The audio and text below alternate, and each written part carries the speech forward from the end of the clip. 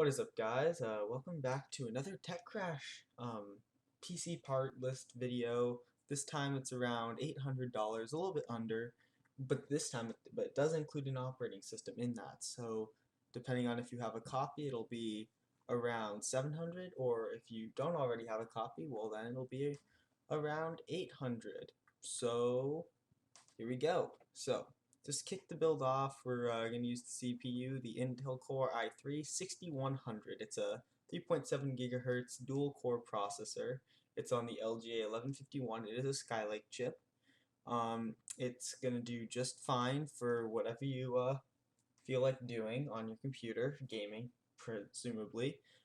So why did I go with this chip this time around? It's because Skylake has very decent IPC, so that's the speed for a single per core.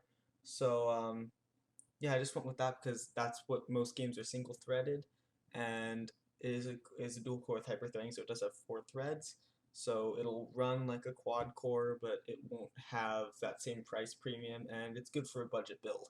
So I went with that just for this. I'm sure if you want to spend a little more, you could get an i5, or if you're an AMD fan, going with that. But I'm not really into AMD. I'm not going for AMD necessarily right now because Zen's coming out very shortly, and I'm very interested to see what comes out of that. But if you want to go with an AMD board like I did last time, they still have some great options. So if you're on a budget, still go ahead with that. But for this one's going to run you $125, and it's going to be great for any games that you want to do due to that high performance single threaded uh, capabilities of it that has. For the RAM, we're going with 8 gigs of G.Skill Ripjaws 5 series. It's at 2400 megahertz, so that's pretty good. I mean, it's just one step above from the base of DDR4. It's Z170 ready, but we're not on Z170 because that's extra expensive. This kit's going to run you $37 as of now. It's 2x4 gig stick, so that'll be just fine. If you want to upgrade later on, you can upgrade to 16, just get another kit. And it's gonna just be great for this because 8 gigs is still, I feel, the sweet spot, and 4 gigs I did some tests and it's terrible. Yeah, I was doing some tests on Battlefield 4 with 4 gigs, and it just didn't work. So that's what I've decided, not we, but I've decided 4 gigs isn't enough anymore, so 8 gigs is what we're going for, and it will serve you just fine. For the motherboard that will serve you with this RAM and CPU, we're going with the Gigabyte G1 Gaming GA-H170 Gaming 3. It's an LGA 1151 motherboard, obviously, so it can fit our i3. What's good about this is it's not an overclocking Z170 motherboard, so it doesn't carry that premium for overclocking and whatnot. It does support Crossfire. It has dual M.2 SSD support, so if you really wanted to run 2 M.2 SSDs, I presume you can run them in a RAID together if that's something you really wanted to do. It has killer LAN.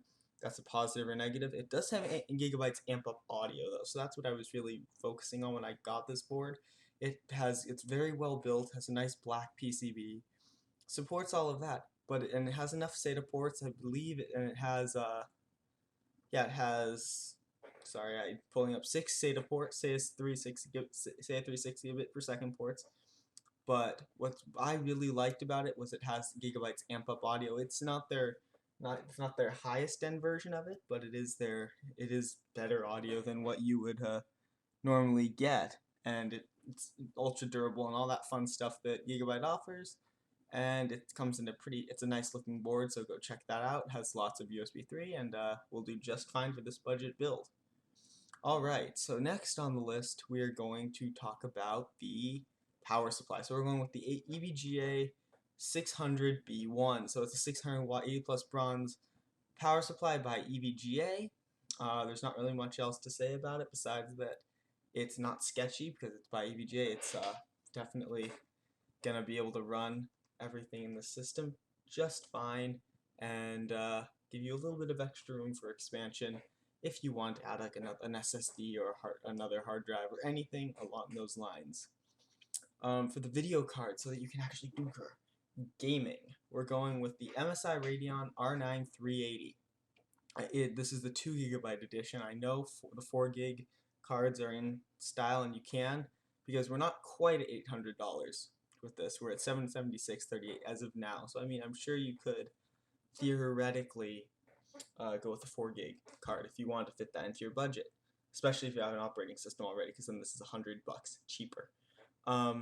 Yeah, it's Crossfire ready. Not that I would really recommend that, but it's the MSI what is it, Armor 2X edition, so it looks cool. It's white and black. It doesn't really match the motherboard, but you get a $20 mail-in rebate with that, and it will as well get the job done. Oh yeah, you also get a $10 mail-in rebate, I don't think I mentioned, with the power supply, so that's pretty good too. It also comes, this is a good value if you don't have any peripherals, it comes with a mouse, limited time value right now. It comes with the MSI Interceptor. It's a budget end mouse, but it's at least it's a starting point for if you don't own one. Better than nothing. And it also comes with the Ashes of the Singularity game, which is a DirectX 12 title. That's pretty cool, pretty cool. So yeah, that'll run you $175. Just like the power supply runs you $50 and the motherboard runs you $95. I've been forgetting to say that. For storage, now you could go with a cheap SSD. The Kingston B300 is an option. There's some Mushkin stuff along those lines, but I decided to go with the WD Blue 1TB. It's a pretty classic 7200 RPM drive. It's 1TB. It's gonna run you $54, and it's gonna be able to hold your operating system and some of your games until you want to get an SSD. In which case, you can just get one and clone it over. And I would recommend that in the future. I mean, you can always do that at all.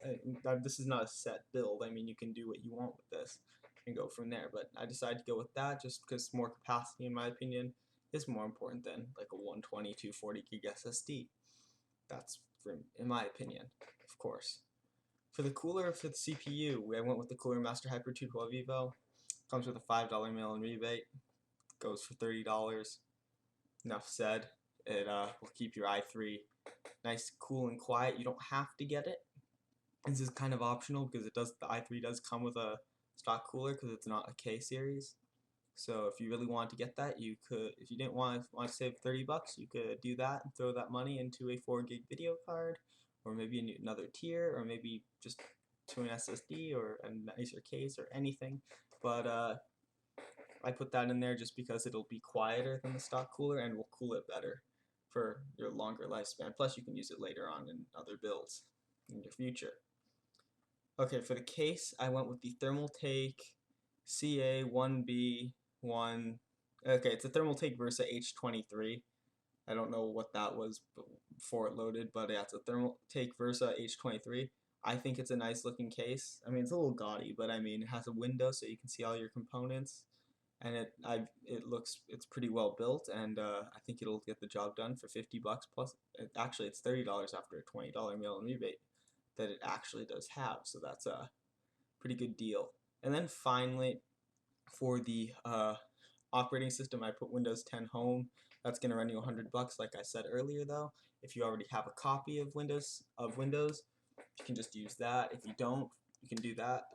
Buy this with it, and your final total with Windows is a little bit under $800 as of now, as of today, March 19th. Prices may fluctuate. They might go up. They might go down. But as of now, this is an $800 build. This is after tax and shipping. This is in the U.S. Keep that in mind. But yeah, guys, I don't really know what else to say. This is a pretty good build, in my opinion, for $800, and I think it'll serve people well for 1080p. I don't really recommend it for 1440p or anything higher than that, 1080, but it will do just fine for that resolution, and will get you into PC gaming. So thank you guys for watching, and let me know what budget you guys might want to see next. Like if you're looking for a specific budget build. This is an $800-ish build with an operating system, because I know people complain about that they aren't usually included. But yeah, guys, just let me know in the comment section what price point you might want to see, or if you want to see some builds that have monitor, mouse, keyboard, other stuff like that. Certain types of builds, ITX, full towers, workstations, stuff like that. Let me know in the comments, and I'll make those videos. Anyway, guys, thank you for watching, and I'll catch you in the next one. So long.